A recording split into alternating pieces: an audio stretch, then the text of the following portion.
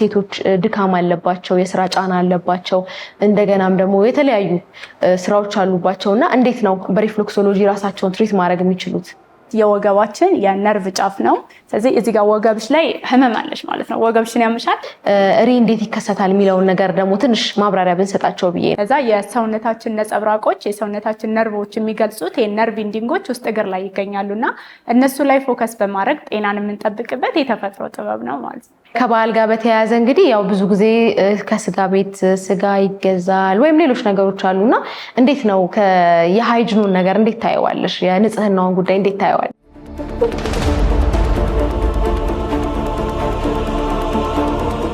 ሰላም ጤና ይስጥልን። የጤና ጥበብ ፕሮግራም ተከታታዮቻችን ዘውትር በዚህ ሰዓት የሚቀርብላችሁ የጤና ጥበብ ፕሮግራማችን እንሆ ተጀምሯል። ዛሬ ደግሞ በልዩ መልኩ ከስቱዲዮ ወጣ ብለን ወደ አንድ ተቋም ጎራ ብለን ከበዓል ጋር ያለውን ድባብ እንዲሁም ደግሞ የተለያዩ ነገሮችን እያነሳን እንጫወታለን። ስለዚህ ተከተሉኝ።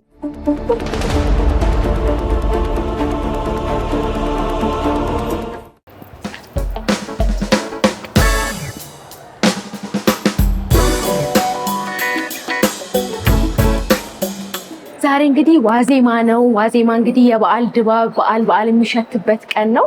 እንግዲህ እንዳልኳችሁ ቅድም የሆነ ተቋም እንሄዳለን ብያችኋለሁ። የሆነ ሪፍሌክሶሎጂ ተቋም ነው የምንገኘው። ሪፍሌክሶሎጂ ምንድነው? ከበዓል ጋርስ ምን ያያይዘዋል? ምንድነው ጥቅሙ ሪፍሌክሶሎጂ የሚለውን ነገር ገብተን አብረን የምናየው ይሆናል ማለት ነው። ተከታተሉ።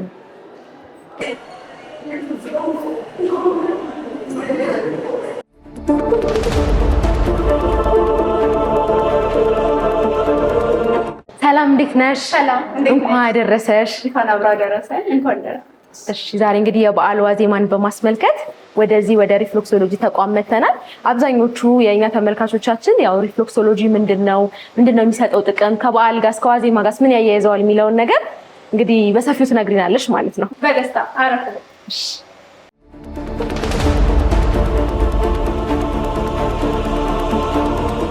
ሰላም የጤና ጥበብ ፕሮግራም ተከታታዮቻችን፣ ዛሬ እንግዲህ እንዳልኳችሁ የበዓል ዋዜማን በማስመልከት አንድ የሪፍሌክሶሎጂ ተቋም ነው የምንገኘው።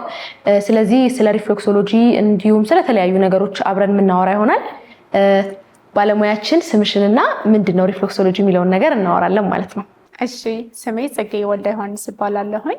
የሀሴት ሪፍሌክሶሎጂ መስራችና ባለሙያ ነኝ። ሪፍሌክሶሎጂስት ነኝ። እሺ እንግዲህ ሪፍሌክሶሎጂ እያለን ነውና የሚመለከቱን ተመልካቾቻችን ሪፍሌክሶሎጂ ምንድነው የሚል ጥያቄ ሊፈጥርባቸው ይችላልና ምን ማለት እንደሆነ ብታብራሪልን። እሺ ሪፍሌክሶሎጂ ማለት ሎጂ ሳይንስ ነው። ይሄ ባዮሎጂ ሳይኮሎጂ እንደምንለው ሪፍሌክስ የምትለዋን ነው እኛ የምንወስደው። ሪፍሌክስ ማለት ነጸብራቅ ማለት ነው።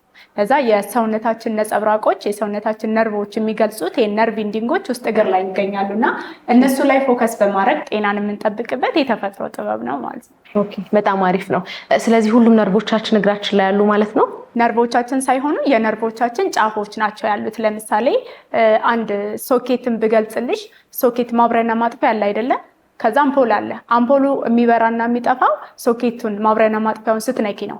ልክ እንደዛ ነርቭ ኢንዲንጋችን ተነካ ማለት ዋናው ነርቭ ተነካ ማለት ነው። በጣም የሚገርም ነገር ነው። እንግዲህ ከበዓል ጋር በተያያዘ የበዓል ዋዜማም ላይ ሊሆን ይችላል፣ ከዛ በተጨማሪም ደግሞ ከበዓል በኋላም ሊሆን ይችላል እና ስፔሻሊ ሴቶች ድካም አለባቸው የስራ ጫና አለባቸው እንደገናም ደግሞ የተለያዩ ስራዎች አሉባቸው እና እንዴት ነው በሪፍሌክሶሎጂ ራሳቸውን ትሪት ማድረግ የሚችሉት? እንግዲህ በዓል በጣም ደስ የሚል ድባብ አለው። በዛውም ልክ ደግሞ ድካም አለው። ከኛ ከባህላችን ጋር እንዴት ነው ድካም ይበዛዋል። ከሳምንታት በፊት ዝግጅት ይኖራል፣ እቃ ማጠብ፣ ቤት ማስተካከል የሚለው ይቀጥላል። ከዛ ግን ልክ የዋዜማ ይጀምርና የበዓል ሽር ጉድ የሚጀምረው የዋዜማ ቀን ነው። ምግብ መስራቱ ማብሰሉ እሱ ሴት ላይ በጣም ጫና ይበዛል። አንደኛ ይሄ የደም ዝውውር እንደ ልብ አይዘዋወርም፣ አንድ ቦታ ላይ የመቆም የመቀመጥ ባህሪ ስለሚኖረው፣ ሁለተኛ ደግሞ ከፍተኛ ድካም አለው። መቆም ስለሚኖረው ደግሞ የወገብ ህመም ያመጣባቸዋል። ከዛ ጋር የተገናኘ ነገር ያለ ይመስለኛል። በደንብ ከድካም ጋር ከስትረስ ጋር ከውጥረት ጋር። በጣም አመሰግናለሁኝ። በጣም ቆንጆ የሆነ አገላለጽ ነው የሰጠሽን። ከበዓል ጋር በተያያዘ እንግዲህ የተለያዩ የአመጋገብ አይነቶች አሉ። ዶሮ ይሰራል፣ ሌሎችም እና ዶሮ ሰርተሽ ታውቂያለሽ? ሰርቼ አውቃለሁ። በጣም አሪፍ። ዶሮ ስንት ብልት አለው? 12። በጣም አሪፍ። የትኛውን ነው የምትወጂው ከ12ቱ ብልቶች ውስጥ? እኔ እቺ ምንድናት የምትባለው ክንፏን የቆዳዋ ቴስት በጣም ወዳታለሁ። ከነ ቆዳዋ ስትሰራ በደንብ በሽሮ ታሽታ ተይ በእሳት ተለብልባ ምናምን ክንፏ ምናምን በጣም ይገርማ። ለመጀመሪያ ጊዜ ነው እንግዲህ ክንፍ የሚወድ ሰው ያጋጠመኝ። በጣም ደስ የሚል ነገር ነው። ዶሮ እንዴት ነው የምትሰሪው? ዶሮ ያሰራር ካልቸርሽ እንዴት ነው? እኔ ሴሬሞኒ ደስ ይለኛል። የበዓል ቡና ሲፈላ ዶሮ ሲቀርብ ባህል አለው። አይቡ ከመሀል ሆኖ የተለያዩ ነገሮች አድርገሽ ዶሮ ድባብ ይሄ በዓሉን ድምቅ ከምታረጊበት የገበታ ላይ ስታቀርቢው ከሚያደምቁትና ደስ ከሚሉ ነገሮች ውስጥ አንዱ ነው። እኔ ግን ዶሮ ወጥ ይሄ ከበዓሉ ወጣ ብለን ግን እንደ ፐርሰናሊ ስጠይቅኝ ግን ዶሮ ወጥ ብዙ አድናቂ አይደለሁም። ይሄ ረጅም ሰዓት ሽንኩርት በስሎ ከዛ ረጅም ሰዓት ዶሮዋ ታሽታ ይሄ በጣም ተቁላልታ ምናምን የምግቡ ይዘቱ ይጠፋል ብዬ ስለማስብ ለጤናዬ ደግሞ እኔ ብዙ ጊዜ የምመገበው አትክልት ነገር ምናምን እና ብዙ ያልበሰሉ እስቲም የተደረጉ ነገሮች ነው እና ዶሮ የምበላው እኔ ብዙ ጊዜ ጥብሷን፣ ሾርባ ምናምን ነው። ብዙ ወጥ ለበዓል ነው ደስ የሚለኝ። በጣም አሪፍ ቆንጆ ኤክስፕላኔሽን ነው። ከዶሮ ጋር በተያያዘ እንግዲህ የኛ የኢትዮጵያዊ እንደመሆናችን መጠን የኢትዮጵያ ትራዲሽን አለ። ረጅም ሰዓት በእሳት መቁላላት፣ ሽንኩርቱ ይታሻል፣ በርበሬ ተጨምሮ ይታሻል፣ ዘይቱ ይታሻል እና ይሄንን ሂደት በምንጠቀምበት ሰዓት ሰዎች ብዙ የማያውቁት ነገር አለ። ለምሳሌ ረጅም ሰዓት በዘይት በሚታሽበት ጊዜ የትኛውንም ጤናማ ዘይት ብንጠቀም የጤናማ የሆነው ዘይት ረጅም ሰዓት ሂት ከማግኘቱ የተነሳ ኬሚካል ኮምፖዚሽኑን ወይም ደግሞ ይሄ ኬሚካል ስትራክቸሩን ያጣል ማለት ነው። ኬሚካል ኮምፖዚሽኑን ወይም ደግሞ ኬሚካል ስትራክቸሩን በሚያጣበት ሰዓት ለጤናችን ቶክሲክ ይሆናል። ከዛም በተጨማሪ ለልባችን ጤና፣ ስትሮክ፣ የተለያዩ ህመሞችን ሊያስከስትብን ይችላል ማለት ነው። የኖርማሊ ይሄ ከትራዲሽን የወጣውን አመጋገብ መከተልሽ በጣም ጥሩ ነው። ስለዚህ ሳላውቀው ጤናዬን እየተጠቀምኩ ነው ማለት ነው። ሌላው ደግሞ ምን አለ መሰለሽ በበዓል ላይ እንዳልኩሽ ከዶሮ ሰዓት ላይ ከመምታቱ ባሻገር ረጅም ሰዓት እሳት በሚያገኝበት ጊዜ የምናገኛቸውን የኒውትሪየንት ይዘቶች፣ የንጥረ ነገር ይዘቶች እናጣለን ማለት ነው። ለሰውነታችን የሚጠቅሙ ኢሴንሻል የሆኑ ቫይታሚኖች አሉ፣ እነዛን ማጣት ይኖራል። አንቲኦክሲዳንቶች አሉ ደግሞ ለሰውነታችን የሚጠቅሙ በተለይ ደግሞ ዳይተሪ አንቲኦክሲዳንት የምንላቸው ልክ እንደ ቫይታሚን ኤ፣ ቫይታሚን ሲ፣ ቫይታሚን ኢ የመሳሰሉት እነሱ ለሴሎቻችን ከሃርምፉል ነገሮች፣ ከጉዳቶች፣ ከዳሜጆች የሚከላከሉልን ናቸው አንቲኦክሲዳንቶች ማለት ነው። ግን ይሄ ዶሮ ረጅም ሰዓት ዘይቱ በሚንተከተክበት ጊዜ እነዚህ አንቲኦክሲዳንቶች ከዛ ውስጥ እንዲወጡና ስራቸውን እንዲያቆሙ ስለሚያደርገን ትራዲሽናሉን ወይ ባንጠቀም ልክ አንቺ እንዳልሽው ዶሮን በመጥበስ ኦር ደግሞ ከመጥበስም ባሻገር ደግሞ ኖርማሊ ይሄ ዘይቱም ደግሞ ሲጠበስም ራሱን የቻለ ጉዳት ስላለው ኤር ድራየር አለ አይደለ? በሱ በኩክ በማድረግ ከዛ በተጨማሪ ደግሞ ከጎኑ አትክልቶችን ሌሎችም ነገሮችን ኮምባይን በማድረግ ብንጠቀም በጣም ቆንጆ ነው። እስቲም አድርገን ትንሽ ያቁላልተን መጠቀም እንችላለን። አትክልቶቹን ዶሮ ማድረግ ይቻላል። በጣም አሪፍ። እንግዲህ ያው በዓል ነው፣ ስለ በዓል ነው እያወራን ያለ ነው። ከበዓል ጋር በተያያዘ ደግሞ ድካም አለ። ስለዚህ ወገባቸው ደክሞ እግራቸው ስትረስ ምናምን ኖሮባቸው ለሚመጡ ሰዎች እንዴት ነው እነዛን ሰዎች ትሪት የምታደርጉት? እንዳልኩሽ የኛ ዋናው የሪፍሌክሶሎጂ ስራ ስትረስ፣ ውጥረትን ከሰውነታችን ላይ ማስወገድ፣ በሽታ የሚያመጡ የሚለቀቁ ወደ ሰውነታችን የሚለቀቁ ኬሚካሎች አሉ። እነዛ መፋለም መዋጋት ማለት ነው፣ በሽታ ወደ ሰውነታችን እንዳይመጣ። ስለዚህ ይሄ በበዓል ድካም በሚደክሙበት ሰዓት የደም ዝውውር ይገደባል፣ እግር እብጠት ይኖራል፣ ወገብ ህመም ይኖራል፣ እንቅልፍ ማጣት ይኖራል። ለዛ የደም ዝውውራቸው እንዲፋጠን ውስጥ እግራቸው ላይ ያለው ካፍ ማስላቸው ባታቸው አካባቢ በሚታሽበት ሰዓት የደም ዝውውራቸው ይፋጠናል። ከዛ በኋላ ደግሞ እንዳልኩሽ ነጸብራቁ የነርቭ ኢንዲንጉ ውስጥ እግራቸው ላይ የወገባቸው አለ። ልክ እሱን በምንሰራ ሰዓት ያ እዛ ጋር ያሉት ነርቮች እንዲነቃቁና ሪላክስ እንዲያደርግ ያደርጋል። ጡንቻቸው መስላቸው እንዲፍታታ ያደርጋል። ከዛ ደግሞ ስትረስ፣ እንቅልፍ ችግር ካለ ደግሞ በዛው እሱም ይወገድላቸዋል ማለት ነው። ለዛ ጤናቸውን በዛ መልኩ እንጠብቅላቸዋለን። በጣም ደስ ይላል። ስለዚህ እግር ማበጥ ስትይ ምን መጣልኝ መሰለሽ? ከሪ ጋር በተያያዘ ምንድነው ትሪትመንት? እንዴት ነው ሪን ትሪት የምታደርጉት? ሪሂ ከተከሰተ በኋላ እኛ ብዙ ትሪት ማድረግ አንችልም። አንዳንድ ህክምናዎች ወደ ሜዲካል ህክምና ሄደው ቼክ ቢደረጉ የበለጠ ውጤት አለው። ይሄኛው የኛ አሁን ስትረስን፣ ውጥረትን፣ ቀለል ያሉ ነገሮችን የማከም እንጂ ሙሉ ለሙሉ የታመመን ሰው የማዳን አቅም ብቻውን የለውም። ጎን ለጎን ከህክምና ጋር ነው። ለምሳሌ እንዴት ነው አንቺ ድካም ቢኖርብሽ ድካምሽ እናስወግድልሻለን። ስትረስ ቢኖርሽ፣ እንቅልፍ ችግር ቢኖርሽ፣ የነርቭ አለመነቃቃት፣ የደም ዝውውር ችግር። ሪሂ ግን አንድ ጊዜ የተከሰተ ነገር ነው። ለዛ ደማቸውን የሚያቀጥን ነገር፣ ያንን ደማቸውን የተሰበሰበውን ደም ባላንስ የሚያደርግላቸው ነገር ይፈልጋል። ከዛ ግን ጎን ለጎን መሰራት ይችላሉ። ሲሰሩ ፔን አለው በጣም የማቃጠል፣ ይሄ የመወጠር፣ የማሳከክ ባህሪ፣ የመብላት እሱን ፔኑን መቀነስ እንችላለን። እኛ ግን የበለጠ ውጤታማ የሚሆኑት ቅባት ያላቸው ነገሮችን በፕሮቲን የበለጸጉ ምግቦችን መቀነስ ማለት ነው። ለምሳሌ ጥሬ ስጋ፣ አሳ፣ ባቄላ ነክ ነገሮችን ቢቀንሱ የበለጠ ጤናቸውን በሱ ነው የሚጠብቁት። ግን እኛ ትሪት እናደርግላቸዋለን ፔኑን መቋቋም እንዲችሉ ማለት ነው። ከዛ ደግሞ እግር እብጠት ያልኩሽ ይሄ ሪሂ ዩሪክ አሲድ ብቻ ሳይሆን ህመም፣ ይሄ ደም መርጋትን ብቻ ሳይሆን ረጅም ሰዓት ከመቆም ባላንስ ከማጣት የእግር እብጠት ይመጣል። ያ የደም ዝውውር ችግር ሲኖር ማለት ነው። ለምሳሌ አንቺ ለ2-3 ሰዓት ቁጭ ብለሽ ብትይ ወይ ቆመሽ ብትይ ቁርጭምጭሚትሽ አካባቢ ደምሽ መሄጃ ቦታ ስለሚያጣ እዛ ጋር ይሰበሰባል። ያንን መበተን እንችላለን እኛ። እዚህ ጋር እንግዲህ ለተመልካቾቻችን ከበዓል ጋር በተያያዘ ከጾም ስለሆነ የመጡት ከጾም ሽግግር ቶታሊ ወደ ስጋ አመጋገብ ስለሆነ የሚገቡት ሪ እንዴት ይከሰታል የሚለውን ነገር ደግሞ ትንሽ ማብራሪያ ብንሰጣቸው ብዬ ነው ማለት ነው። ሪ እንዴት ነው የሚከሰተው? ዩሪክ አሲድ የሚባል ዌስት ፕሮዳክት አለ። ያ ዌስት ፕሮዳክት በሰውነታችን ውስጥ ሲጨምር ወይም ደግሞ ሲበዛ ኩላሊታችን ዩሪክ አሲዱን ፊልተር አድርጎ ማጣራት ሳይችል ሲቀር ሪ ተከሰተ እንላለን ማለት ነው። ኖርማሊ በተፈጥሮ ሪ ከምግብ ኖርማሊ በተፈጥሮ ዩሪክ አሲድን ከምግብ አናገኘውም፣ ፎርም ነው የሚሆነው ማለት ነው። ፒውሪን የሚባል ነገር አለ። ቅድም የጠቀሻቸው ምግቦች አሉ፣ ስጋ፣ በተለይ ደግሞ እነዚህ የኦርጋን ሚቶች የምንላቸው ኩላሊት፣ ጉበት፣ እነሱን አብዝተው በሚመገቡበት ጊዜ እነዚህ ፒውሪን የሚባሉ ነገሮች ብሬክዳውን ይሆናሉ ማለት ነው። ፒውሪኖች ብሬክዳውን በሚሆኑበት ጊዜ ደግሞ የነሱ ብሬክዳውን መሆን ዩሪክ አሲድ እንዲጨምር ያደርገዋል ማለት ነው። ዩሪክ አሲድ ደግሞ በሰውነታችን ውስጥ በከፍተኛ መልኩ በሚጨምርበት ጊዜ አንድ ሰው ሪ ያዘው ኦር ደግሞ ሃይፐር ዩሪሲሚያ መጣ ወይም ሪ ያዘው እንላለን ማለት ነው። ስለዚህ ሪ ያለባችሁ ሰዎች፣ በሪ የምትሰቃዩ ሰዎች ወደ ሪፍሎክሶሎጂ ሴንተር መታችሁ ራሳችሁን ትሪት ማድረግ ትችላላችሁ ለማለት ያክል ነው ማለት ነው። በዓል ነው እንግዲህ የበዓል ዋዜማ ላይ ነው ያለ ነው። የበዓል አመጋገብ ምን መምሰል አለበት ብለሽ ትያለሽ እስቲ? የበዓል አመጋገብ እንግዲህ ረጅም ጊዜ በጾም ነው ያሳለፍነው። ኦልሞስት 2 ወር ሊሞላ 5 ቀን እስከሚቀረን ድረስ ማለት ነው። ያ ጾም ደግሞ የቆየ ነው እንዴት ነው? አትክልት ነገሮች ከስጋ ከቅባት ምናምን ነፃ የሆነ አመጋገብ ነው ሰውነታችንን ያስለመድ ነው።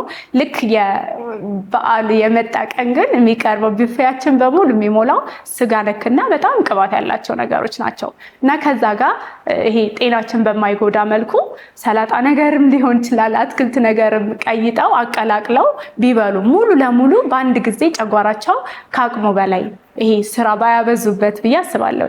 የጨጓራ ህመም ይመጣል፣ የምግብ አለመፈጨት፣ የሆድ መነፋት፣ ስትረስ፣ ውጥረት ራሱ ያመጣል ከመጠን በላይ ሲሆን ማለት። ከፍ ሲልም ሌሎች በሽታዎች አብረው ተያይዘው ዩሪክ አሲድ እንደቀድሙ ሊመጣ ይችላል። ግፊትም ከፍ ሲል ማለት ነው እነሱም ሊመጡ ይችላል። ያንን ለመከላከል ከምግባችን ጋር አትክልት ነገሮችን እና ደግሞ አመጣጥነን ቅባቶችን ቀነስ አድርገን ብንመገብ፣ አልኮል ነገሮችን፣ ጣፋጭ ነገሮችን ብንቀንሳቸው ሞር ለጤናችን ተጠቃሚ እንሆናለን ብዬ አስባለሁ።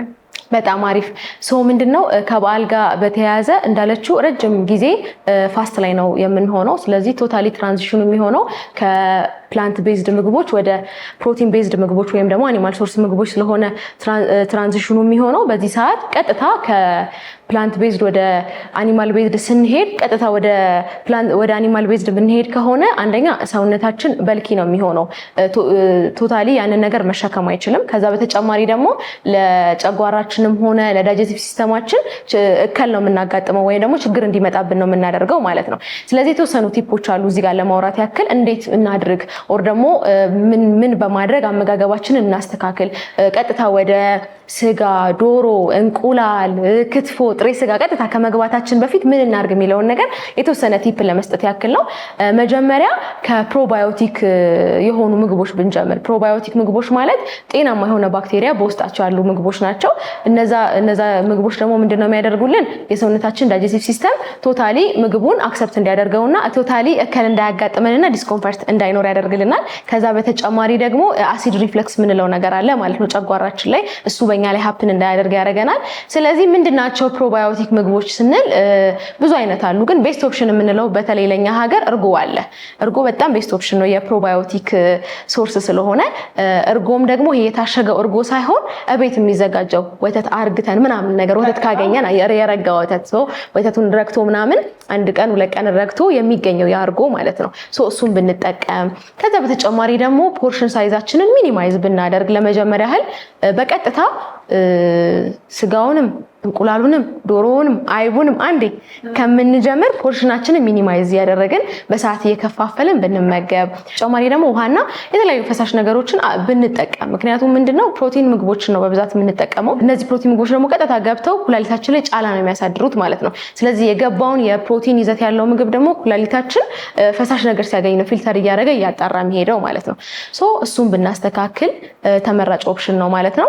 ከዛ ውጪ ደግሞ የሶዲየም ኢንቴካችንን ብንቀንስ። ብዙ በርበሬ ነው የሚጨመረው እንደሚታወቀው። በርበሬው ራሱ ሲዘጋጅ ደግሞ ራሱን የቻለ ጨው አለው። ከዛ በተጨማሪ ደግሞ ዶሮ ወጡ ሲሰራ ደግሞ ጨው ይጨመራል። ጨው ደግሞ በውስጡ ሶዲየም የሚባል ነገር ስላለው ያ ሶዲየም ደግሞ ኢንቴክ በጨመረ ቁጥር ሰውነታችን ብዙ አማውንት ኦፍ ውሃ ይፈልጋል ማለት ነው። ያንን ሶዲየም ለማጣራት ማለት ነው። ብዙ አማውንት ኦፍ ውሃ በተጠቀምን ቁጥር ደግሞ የብለድ ቮሊዩማችን ይጨምርና ሃይፐርቴንሽን የምንለውን ነገር ወይም የደም ግፊት መጨመርን ያስከትልብናል ማለት ነው። ስለዚህ አመጋገባችንን ሪስትሪክሽን ማዘጋጀት አለብን ማለት ነው። ለአመጋገባችን መልመድ አለብን ማለት ነው። እንግዲህ በዓል ነው እየተጨዋወትን ያለ ነው። ምንድነው ለበዓል ቅርጫ ነው፣ ዶሮ ነው፣ በግ ነው? ምንድነው ያሰብሽው? እኔ ብዙ ጊዜ ስጋ ተመጋቢ አይደለሁም። ይሄ አትክልት ነገር ጥራጥሬ ላይ ምናምን አደላለሁኝና ግን ከእርዱ ግን የምወደው ዶሮ ደስ ይላል። እንዳልኩሽ ቤት ያደምቃል። ባህላችንም ነው። ከልጅነት የለመድነው ነገር ዶሮ ከሌለ ባትበይ ራሱ ገበታው ላይ ከሌለ ደስ አይልሽም። ከዛ ግን ከቅርጫው እኔ ወደ እንትን አደላለሁኝ። በግ ቢሆን ደስ ይለኛል። ይሄ በጉ ጥብሱ ምኑ በዓሉ ካለፈ በኋላ ራሱ የሆነ ቅቅሉ ምናምን ደስ ይለኛል። ቅርጫ ደግሞ እንትኑ ደስ ይላል። ይሄ እንዴት ነው አንድ ላይ ተሰብስበሽ ምናምን ከታረደ በኋላ ሳትከፋፈይ አብረሽ መብላት፣ መጠጣት፣ ሳቁ፣ ጨዋታው ደስ ይላል። ሄጃ ቃለኝ ተልኬ ምናምን ስጋ ላመጣ ሄጃ ቃለኝ። እሱ ነገር ደስ ይለኛል። ከበዓል ጋር በተያያዘ እንግዲህ ያው ብዙ ጊዜ ከስጋ ቤት ስጋ ይገዛል ወይም ሌሎች ነገሮች አሉና እንዴት ነው የሃይጂኑን ነገር እንዴት ታየዋለሽ? የንጽህናውን ጉዳይ እንዴት ታየዋለሽ? እሺ አንዳንድ ጊዜ ለመግዛት ሲሄድ ለምሳሌ እኔ እንትን እላለሁኝ። ይሄ መሸፈን ያለባቸው ነገሮች ሳይሸፈኑ አያለሁኝ። ለምሳሌ ይሄ የላውንደሪ ላስቲኮች አሉ፣ ስስ ላስቲኮች እና እነሱን አቧራ ምናምን ንፋስ ሲሆን እነሱን ቢሸፍኗቸው ብዬ ሁሌ የምመኘው ነገር ነው። ከዛ ደግሞ ይሄ በሚያወርዱበት ሰዓት ምናምን ላስቲኮች ምናምን ይሄ ሰውነታቸው እንዳይነካ ጥንቃቄ ቢያደርጉ ትንሽ አንዳንድ ጊዜ ሳይ ቢስተካከል ብዬ የማስበው ነገር ነው። ከዛ ውጪ ቅርጫም ሲሆን ደግሞ ንጽህናውን ጠብቀው ቢሆን እጃቸውን ታጥበው የሚያነጥፉት ሸራ ላይ ምናምን ሲደረግ እሱን ጥንቃቄ ቢያደርጉ ብዬ አስባለሁ። ቶታሊ ልክ ነሽ። ምንድነው ብዙ ጊዜ ከስጋ ጋር በተያያዘ ብዙ ጊዜ የምንረሳው ነገር አለና ሀስፕ የምንለው ነገር አለ። በተለይ ሃዛርድ ክሪቲካል ኮንትሮል ፖይንት የምንለው ማለት ነው። የኤፍኤምአካ ሰዎች እዚህ ላይ ፎከስ አድርገው ቢሰሩ ደስ ይለኛል ማለት ነው። ከእርድ ጋር በተያያዘ ምንድነው ሀስፕ ኢምፕሊመንት እንዲደረግ የሚፈልገው መጀመሪያ ገና ከመታረዱ በፊት በሬው ሲገዛ ጀምሮ ለከስተመሩ እስኪቀርብ ሰርቭ እስኪደረግበት ድረስ ያለውን ፕሮሰስ ንጽህናውን የጠበቀ ነው ወይስ አይደለም የሚለውን ነገር ኢንስፔክት ያደርጋሉ ማለት ነው። እሱ ላይ ፎከስ አድርገው ቢሰሩ። በዓል ላይ ስጋ ገዝቶ የሚመገበው ማህበረሰቡ ስጋን ቀጥታ በጥሬው ከመብላት ይልቅ አብስሎ ቢመገብ። ምክንያቱም ጥሬውን ስጋ መብላት አንደኛ የጤናም ጉዳት አለው። ለምሳሌ ጥሬ ስጋ 100 ግራሙን ጥሬ ስጋ ለምሳሌ 100 ግራም ጥሬ ስጋ ገዝተን በምንመገብበት ጊዜ 4.5 አላስፈላጊ ፋት ነው ሰውነታችን ላይ ስቶር የሚደረገው ማለት ነው። ሰው ደግሞ እንግዲህ የኛ ሰው ደግሞ በበዓል በጣም ብዙ አማውንት ኦፍ ጥሬ ስጋ ነው የሚበላው። እንግዲህ ካልኩሌት አድርጊው ምን ያህል አላስፈላጊ ፋት ሰውነታችን ላይ ስቶር እንደሚደረግ ማለት ነው። እሱን ነገር ቢያስተካክል። ከዛ ቤት ገዝተን በምንጠቀምበት ጊዜ ደግሞ የስጋና የአትክልት ቦርዶችን ለይተን ብንጠቀም፣ እጃችንን ብንታጠብ፣ በደንብ ብናበስል፣ እነዚህ ነገሮች ላይ ኢምፕሊመንት ብናደርግ ብዬ ሰጣለሁኝ ማለት ነው። የሚጠቀሙበትን መክተፊያ ቢለያዩት ማለት ነው። ለአትክልት የሚጠቀሙበትን መክተፊያ እንዲሁም ቢላ፣ ከዛ ደግሞ ለስጋ የሚጠቀሙበትን ቢላ ቢለያዩት። ስጋ ቤት ላይ ተሽ ከሆነ በአንድ ቢላ ነው ሁሉንም ስጋ የሚቆረጠውና ጨጓራውም ቁርጡም ለክትፎ የሚሆነው ቅባቱም ጮማው ልክ ነው። ይለያያሉ ደግሞ ለምሳሌ በተለይ ጨጓራው ላይ ደግሞ በአብዛኛው የባክቴሪያ ክምችት የሚኖረው ጨጓራው ላይ ነውና እሱን በቆረጡበት ቢላ ሌላውንም ስጋ ጮማውን ሙሉንም ይቆርጣሉና እዛ ላይ ጥንቃቄ ቢደረግ ሞር እዛ ላይ ቢሰራ ማህበረሰቡ ደግሞ ኢንስፔክተድ ሆኖ ከታወቀ ቦታ ቢገዛ ለምሳሌ ኢንስፔክተድ ሆኖ ሃስፕን ኢምፕሊመንት ያደረጉ ሊሆን ይችላል ኦር ደግሞ የታወቁ ቤቶች አሉ ማለት ነው ኢንስፔክተድ ሆኖ ከነዛ ስጋም ቢገዛ ጥሩ ነው ብዬ ነው። ለጤናውንም ይጠብቃል ገንዘቡንም ይጠብቃል ማለት ነው። እዛ ላይ ሞር ቢሰራ ባይነኝ ማለት ነው። አይ ቆንጆ ነው። እኔም ደግፋለሁ ሐሳብሽ። የበዓል ዋዜማ ላይ ነው የምንገኘው። እንግዲህ እየተከታተላችሁ ያላችሁት የጤና ጥበብ ፕሮግራም ነው። ከበዓል ጋር እንግዲህ በተያያዘ ሌላው የሚነሳው ነገር ደግሞ አልኮል ነው። እስቲ ስለ አልኮል ደግሞ ትንሽ እናውራ። እሺ እንግዲህ ያው አልኮል ሲጠቀሙ በአግባቡ ቢሆን በመጠን ከተጠቀሙ በመጠኑ ቢሆን ብዬ አስባለሁ። ያው ከጤናም አንፃር የጨጓራ ህመም፣ ጉበት፣ ኩላሊታችን ሊጎዳ ስለሚችል መጠኑ እየጨመረ በሄደ ቁጥር ለዛ ለጤናቸው ጥቅም ሲባል ትንሽ መጠኗን ቀነስ አድርገው በአግባቡ ቢጠቀሙ እሱንም ደግሞ በቂ ምግብ ከተመገቡ በኋላ ቢሆን ብዬ ሪኮሜንድ አደርጋለሁ። እሺ አልኮል እንግዲህ ምንድነው በትንሽ አማውንት ብዙ ካሎሪ ከሚሰጡን መጠጦች ውስጥ አንዱ ነው። ለምሳሌ እንግዲህ 1 ግራም አልኮል ብንወስድ 7 ኪሎ ካል ኢነርጂ ነው የሚሰጠን። እንግዲህ ምን ያህል እንደሚወሰድ ደግሞ አልኮልን እንግዲህ ካልኩሌት ማድረግ ነው፣ እናንተም ካልኩሌት ማድረግ ነው።